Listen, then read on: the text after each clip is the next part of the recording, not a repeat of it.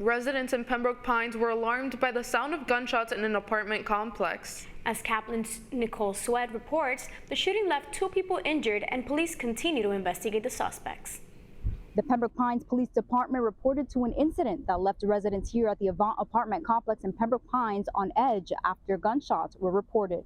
Gunfire sent officers racing to a neighborhood on Pembroke Road and Southwest 118th Avenue on Tuesday at approximately 3:16 p.m. Upon arrival, first responders discovered 2 victims. A woman was treated for a minor hand injury right there at the scene. Meanwhile, a man had been shot in the leg and was transported to the Memorial Regional Hospital in stable condition. Police said officers were searching for a suspect vehicle that was seen fleeing the area. The shooting has left Avant residents uneasy. It's happening everywhere now. I mean, in my own community, I don't even feel safe where I lay my head to sleep at night. Nowadays, it's just nowhere safe. You just never know what's going to happen. I'm afraid to walk my dog at any time of the day because I just don't know whether or not I'm safe.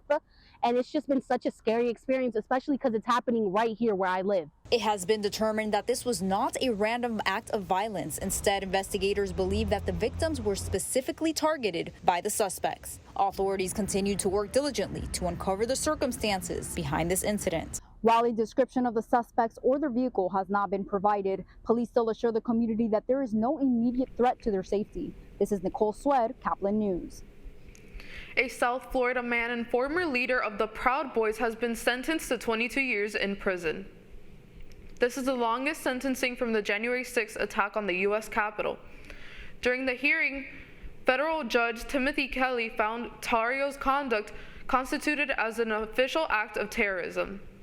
Tarrio's defense team say they respectfully disagree with the sentencing and hinted an appeal would be filed.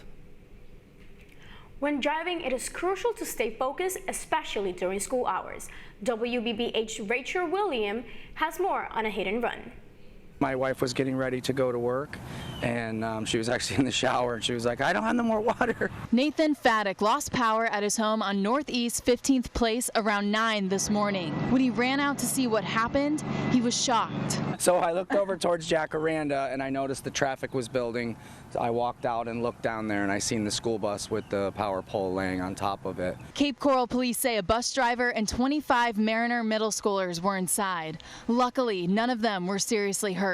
I was hoping that there was no kids on the bus, and I seen what time it was. I thought maybe there wasn't any. Cape Coral police say someone drove into a power line on the corner of Jacaranda and Northeast 15th Place. The attached pole also went down, landing on the bus behind the driver. Officers say the driver just kept driving. They didn't stop, so if there's someone who comes forward later, we'll take their information and go from there with the hit and run accident report. Officer Mercedes Phillips says Cape Coral Police, Fire, EMS, and LCEC were all at the scene to make sure everyone got out safely. It was probably about 45 minutes just to make sure that everything was done properly and they would have a good, safe exit. We asked Officer Mercedes if they had a description of the vehicle that caused this. All she could say is that it may have been a white van. So if you have any information, call Cape Coral Police. To me, I don't understand why he would do something like that. You know, when there's children involved, you know, you gotta, you know, if you make a mistake, we all make mistakes. You gotta,